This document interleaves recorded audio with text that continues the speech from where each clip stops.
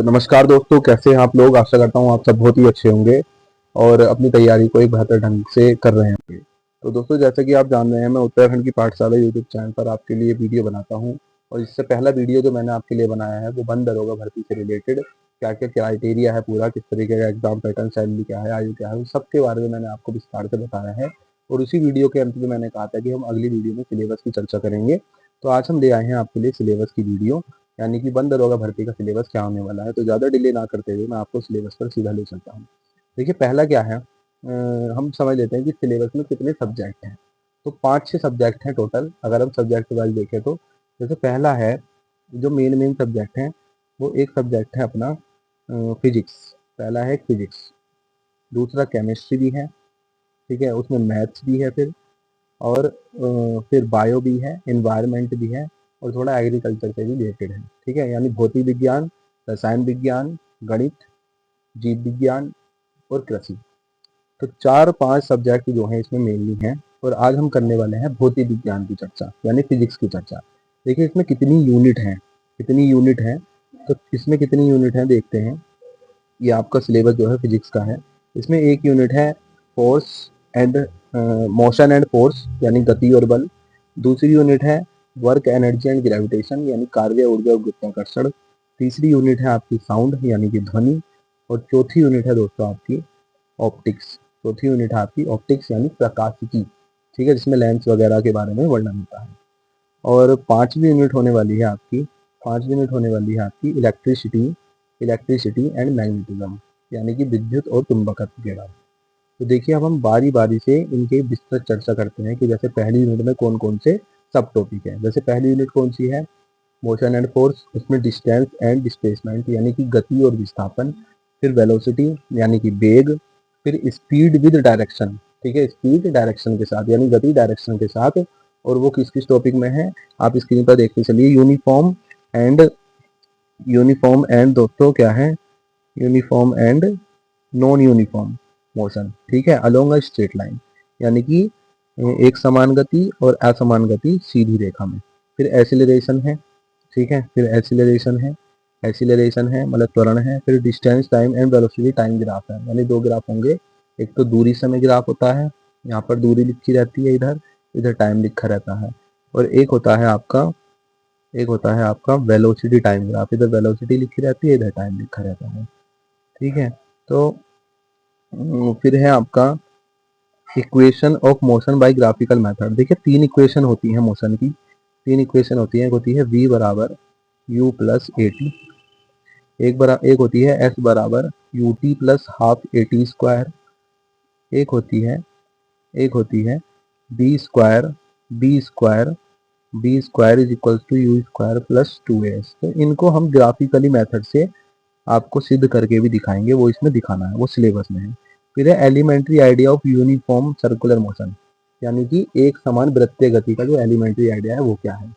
फिर है force and motion, यानी बल क्या है, गति क्या है, ठीक है। फिर न्यूटन्स लॉज ऑफ मोशन, जैसे न्यूटन ने जो है 3 नियम दिए थे गति के, ठीक है, न्यूटन ने 3 नियम दिए थे गति के, 1 2 3, ठीक है। पहला नियम क्या है, दूसरा नियम क्या है, तीसरा नियम क्या है, उस पर हम चर्चा करेंगे।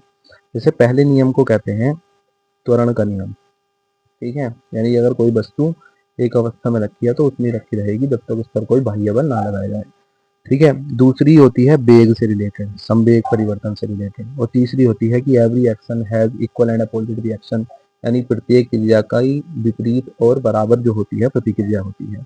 तो ये तीन जो है ये इस चैप्टर में है। फिर है एक्शन एंड रिएक्शन फोर्स, वही जो तीसरा नियम मैंने आपको बताया अभी, तीसरा नियम, उसमें एक्शन एंड रिएक्शन फोर्स। फिर है इनर्शिया एंड मास, यानी जड़त्व क्या है, मास क्या है। देखिए, जड़त्व होता है वो मास पर डिपेंड करता है, तो वही बात है। फिर मोमेंटम, यानी P बराबर mv, ठीक है, मोमेंटम संवेग इसे कहते हैं, ये क्या है। फिर कंजर्वेशन ऑफ मोमेंटम, यानी कि इसमें टक्कर का सिद्धांत होता है कि टक्कर से पहले जो संवेग था, टक्कर के बाद जो संवेग था वो इक्वल होता है। फिर फोर्स एंड एक्सीलरेशन, यानी F बराबर जो m में है उनके बारे में, ये फोर्स है और ये एक्सीलरेशन है, इनकी यूनिट क्या होती है, किस तरीके से क्वेश्चन आते हैं, उन सब की हम चर्चा करेंगे। तो ये आपकी एक यूनिट हुई, ठीक। फिर है आपकी दूसरी यूनिट है आपकी work and energy and gravitation, ठीक है, यानी कार्य, ऊर्जा और गुरुत्वाकर्षण। इसमें है work done by a force, यानी कि एक फोर्स के द्वारा कितना कार्य किया जाता है, बल के द्वारा। फिर है एनर्जी, मतलब ऊर्जा, ये वाली यूनिट की हम बात कर रहे हैं। फिर है काइनेटिक एंड पोटेंशियल एनर्जी। देखिए दो तरह की एनर्जी होती है, एक होती है के बराबर हाफ एम बी स्क्वायर, इसे कहते हैं काइनेटिक एनर्जी। और एक होती है दोस्तों आपकी पी बराबर एम जी एच, मतलब पोटेंशियल एनर्जी यानी कि स्थिति ऊर्जा। ठीक है, इन सब का डेरिवेशन मैं आपको कराऊंगा बाई वन बाई वन। फिर है कॉमर्शियल यूनिट ऑफ एनर्जी, यानी कि एनर्जी की कॉमर्शियल यूनिट क्या होती है, किलोवाट घंटा होती है वो, ये भी हम आपको बताएंगे। और फिर है ग्रेविटेशन। ठीक है, ग्रेविटेशन क्या है, ग्रेविटेशन मतलब गुरुत्वाकर्षण। फिर है यूनिवर्सल लॉ ऑफ ग्रेविटेशन। देखिए एक लॉ होता है, क्या लॉ होता है, थोड़ा थोड़ा मैं आपको बताता चल रहा हूँ। एफ बराबर G M one M two, ठीक है, एफ बराबर G, capital G, M1 M2 upon R square. ठीक है, ये होता है यूनिवर्सल लॉ ऑफ ग्रेविटेशन। फिर है एक्सीलरेशन ड्यू टू ग्रेविटी। जो स्मॉल जी की वैल्यू पड़ी थी ना हमने, ग्रेविटी इसका मान 9.8 मीटर पर सेकंड स्क्वायर होता है, वही है। ठीक है, फिर है मास एंड वेट, यानी कि डब्लू बराबर क्या पढ़ा है हमने, डब्लू बराबर होता है, देखिए डब्लू बराबर होता है एम जी, डब्लू बराबर होता है एम जी। एम यहाँ पर मास है और डब्लू जो है वेट है। तो अगर किसी बॉडी के मास में जी, यानी कि ग्रेविटी जो एक्सीलरेशन ड्यू टू ग्रेविटी है, यानी त्वरण से अगर मल्टीप्लाई कर दिया जाए तो वेट यानी भार आ जाता है उसका। ठीक है, फिर क्या है आगे, थ्रस्ट एंड प्रेशर है, फ्री फॉल है, यानी कि दाब क्या है। ठीक है, आर्कमिडीज का प्रिंसिपल क्या है, बायंसी उत्प्लावनता बल क्या होता है, रिलेटिव डेंसिटी क्या होती है। ठीक है, मतलब सापेक्षिक घनत्व क्या होता है, इन सब के बारे में हम पढ़ने वाले हैं। ये दो यूनिट हो गई यहाँ तक। अब तीसरी यूनिट है आपकी साउंड। तीसरी यूनिट है आपकी साउंड यानी ध्वनि। तो साउंड का नेचर क्या होता है, ये सब टॉपिक मैं आपको बता रहा हूँ। It's propagation in various medium, यानी कि अलग अलग मीडियम में, जैसे जल में, वायु में कैसे प्रोपोगेट करती है। एक लॉन्गिट्यूडनल वेव होती है और एक ट्रांसवर्सल वेव होती है। ट्रांसवर्सल वेव, लॉन्गिट्यूडनल वेव, ठीक है, लॉन्गिट्यूडनल वेव ऐसे ऐसे प्रोपोगेट करती है, ट्रांसवर्सल वेव ऐसे ऐसे प्रोपोगेट करती है। तो ट्रांसवर्सल मतलब अनुप्रस्थ और लॉन्गिट्यूडनल मतलब अनुदैर्ध्य तरंगे क्या होती है। Speed of sound in different media, यानी कि साउंड का क्या स्पीड होता है डिफरेंट डिफरेंट मीडियम में। ठीक है, फिर रेंज ऑफ हियरिंग, जैसे कि हमने सुना है कि हम 20 हर्ट्स से लेकर 20K हर्ट्स तक, मतलब 20,000 हर्ट्स तक हम सुन सकते हैं। ठीक है, ये क्या होती है, कैसा आती है, ये सब। फिर है अल्ट्रासाउंड, ठीक है, पराध्वनि, पराध्वनि, ठीक है। फिर रिफ्लेक्शन ऑफ साउंड, ठीक है, यानी साउंड का परावर्तन। फिर स्ट्रक्चर ऑफ ह्यूमन ईयर, तो जो हमारे कान होते हैं उसकी स्ट्रक्चर कैसे होती है उसके बारे में पढ़ना है। तो ये 3 यूनिट आपकी यहाँ तक हो चुकी है। अब हम बात करेंगे चौथी यूनिट के बारे में। हम बात करने वाले हैं चौथी यूनिट के बारे में, वो है आपकी ऑप्टिक्स। क्या है बच्चों, वो है ऑप्टिक्स। ठीक है, ऑप्टिक्स मतलब प्रकाशिकी। तो पहला टॉपिक है reflection of light by curved surface, यानी कि कर्व्ड सरफेस जो होती है वहां से साउंड जो है कैसे रिफ्लेक्ट करता है, कैसे परावर्तित होता है, ये बताना है।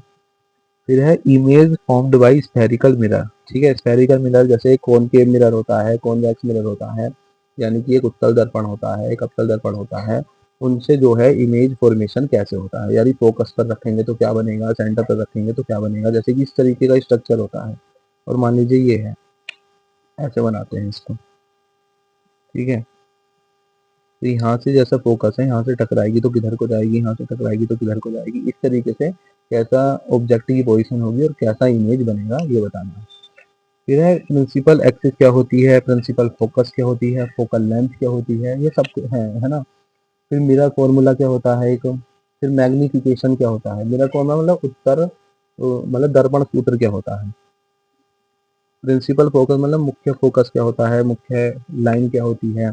ठीक है, फोकल लेंथ क्या होती है, मैग्निफिकेशन क्या होता है, रिफ्रैक्शन क्या होता है।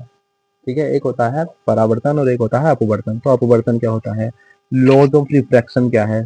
ठीक है, रिफ्रैक्शन मतलब अपवर्तन, अपवर्तन के नियम क्या है। ठीक है, रिफ्रैक्टिव इंडेक्स क्या है, refraction of light by spherical lenses, यानी कि लाइट का रिफ्रैक्शन कैसे, लाइट का अपवर्तन कैसे होता है अलग अलग लेंस से। Image formed by spherical lenses. ठीक है, लेंस फॉर्मूला क्या होता है, पहले पढ़ा था हमने मिरर फॉर्मूला, अब है लेंस फॉर्मूला, यानी लेंस सूत्र क्या होता है। फिर मैग्निफिकेशन क्या होता है, फिर से आगे मैग्नीफाई का मतलब होता है कि मतलब उसकी कैसी क्षमता है कि लेंस अपने आप को कितना सिकोड़ सकता है या कितना एक्सपेंड कर सकता है, समझ लीजिए। फिर है पावर ऑफ ए लेंस, मतलब कितनी पूछते नहीं हम कितनी पावर का लेंस लगा है आपकी आंख में, तो उसकी क्षमता कितनी है, ठीक है। Functioning of a lens in human आई, तो जो हमारी आंख है उसमें एक लेंस होता है, वो कैसे फंक्शन करता है बताना है। ह्यूमन आई ऐसे तो आपने डायग्राम देखा होगा, ऐसे बना रहता है ना, तो वो कैसे फंक्शन करता है, रेटिना के इमेज कैसे बनाता है वो। फिर डिफेक्ट ऑफ विजन, यानी कि आपने सुना होंगे दो दोष होते हैं, निकट दृष्टि दोष, दूर दृष्टि दोष, वो क्या होते हैं। डियर करेक्शन, और उसको कैसे हम सही कर सकते हैं। एप्लीकेशन ऑफ स्फेरिकल मिरर, ठीक है, एंड लेंसेज, यानी कि लेंस और मिरर का यूज कहाँ, जैसे उत्तल दर्पण का, उत्तल लेंस का कहाँ कहाँ यूज होता है, ठीक है, कहाँ कहाँ यूज होता है, वो सब हमें बताना है। फिर refraction of light through a prism, यानी अगर हम प्रिज्म से किसी लाइट को गुजारे तो कैसे रिफ्लेक्ट करेगी, कैसे रिफ्रैक्ट करेगी। फिर dispersion of light, scattering of, ठीक है, स्कैटरिंग मतलब फैलाना, लाइट कैसे, लाइट का प्रचंडन, प्रकाश का प्रचंडन, ठीक है। एप्लीकेशन इन डेली लाइफ, और मतलब रोजमर्रा की जिंदगी में उसका क्या यूज है, वो सब मैंने बताना है। लास्ट यूनिट है आपकी, वो है इलेक्ट्रिसिटी एंड मैग्नेटिज्म। क्या है इलेक्ट्रिसिटी एंड मैग्नेटिज्म, ये आपकी लास्ट यूनिट है, electricity and magnetism, electricity and magnetism, ठीक है, यानी विद्युत और चुंबकत्व। पहला टॉपिक है इलेक्ट्रिक करंट, मतलब विद्युत धारा, सर्किट कैसा होता है। इलेक्ट्रिक पोटेंशियल, मतलब विद्युत विभव, और पोटेंशियल डिफरेंस, यानी विभवांतर क्या होता है। ओम का नियम क्या है, ठीक है, ओम का नियम क्या होता है। जैसे एक रेजिस्टेंस होता है, इलेक्ट्रिक करंट होती है, आप सबने पढ़ा होगा बी बराबर आई आर। क्या है, बी बराबर आई आर। यहाँ पे बी है विभवांतर, आई है करंट, आर है रेजिस्टेंस, ठीक है। तो वो सब क्या होता है वो बताना है हमें, ठीक है।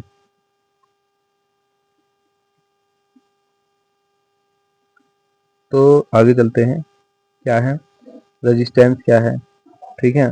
रेजिस्टेंस मतलब रुकावट, ठीक है। रजिस्टिविटी क्या है, कॉम्बिनेशन ऑफ रजिस्टर, यानी कि अगर एक रजिस्टर को दूसरे रजिस्टर के साथ मिलाएं तो किस तरीके का कॉम्बिनेशन बनता है वो बताना है।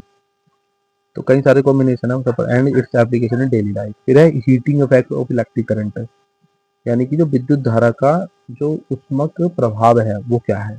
इलेक्ट्रिक पावर क्या है, विद्युत पावर क्या है। Inter relation between P V I and R, यानी P V I and R में क्या क्या रिलेशन है वो सब बताना है। जैसे पी पावर में, आई करंट में, बी विभवांतर में, और आर रेजिस्टेंस में क्या क्या रिलेशन है वो सब बताना है। मैग्नेटिक फील्ड, यानी चुंबकीय क्षेत्र क्या होता है, ठीक है। मैग्नेटिक फील्ड लाइंस क्या होती है, विद्युत चुंबकीय रेखाएं क्या होती हैं। Field due to current carrying conductor, एक करंट कैरिंग कंडक्टर है उसके कारण जो फील्ड बनता है, मतलब किसी कंडक्टर में जो करंट फ्लो हो रही है उसके कारण एक चुंबकीय क्षेत्र बन जाता है, वो क्या होता है, ठीक है। और फिर फ्लेमिंग्स लेफ्ट हैंड रूल, तो फ्लेमिंग के बाएं हाथ का नियम क्या है। डायरेक्ट करंट, ठीक है, डीसी, जिसे एक होती है एसी, आपने सुना होगा एसी, और एक होती है डीसी। एसी होती है अल्टरनेटिंग करंट, मतलब विद्युत धारा, और डायरेक्ट करंट होती है मतलब सीधे जो 11,000 वोल्ट की जो लाइन चलती है उसे डायरेक्ट करंट कहते हैं। तो फिर है इसमें अल्टरनेटिंग करंट, एसी डीसी में। फिर है फ्रीक्वेंसी ऑफ एसी, यानी कि किस फ्रीक्वेंसी पर एसी हमारे घरों में लगी रहती है। Advantage of AC over DC, यानी एसी का क्या एडवांटेज है डीसी के ऊपर, यानी डीसी ज़्यादा फायदेमंद है लगानी है एसी, ठीक है। तो देखिए डीसी में आदमी बचता नहीं है, करंट पकड़ लेता है उसको, एसी में बच जाता है। इलेक्ट्रिक मोटर क्या होती है, विद्युत मोटर। इलेक्ट्रिक जनरेटर, विद्युत जनरेटर क्या होता है।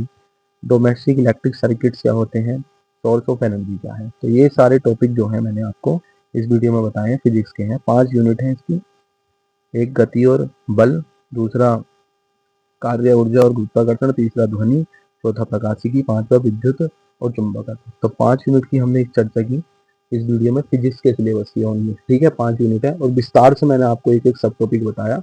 वीडियो थोड़ा बड़ा हो गया होगा, लेकिन देखिए विस्तार से जब आप अच्छे से एक बार टॉपिक समझ लेंगे तो पढ़ने में आपको बिल्कुल भी परेशानी नहीं होगी। तो इस वीडियो को यही समाप्त करते हैं, ठीक है, इस वीडियो को हम यही समाप्त करते हैं। थैंक यू वेरी मच, और चैनल को सब्सक्राइब जरूर करें, वीडियो को शेयर करें ताकि अच्छी इन्फॉर्मेशन लोगों के पास जाए, ठीक है। आजकल बहुत लोग पढ़ा रहे हैं पर विस्तार से एक एक चीज़ बताना बहुत मुश्किल काम होता है, ठीक है। तो मैंने आपके लिए कुछ किया है, तो आप भी एक अगर थैंक मुझे देना चाहें तो वीडियो को शेयर करके दे सकते हैं। धन्यवाद।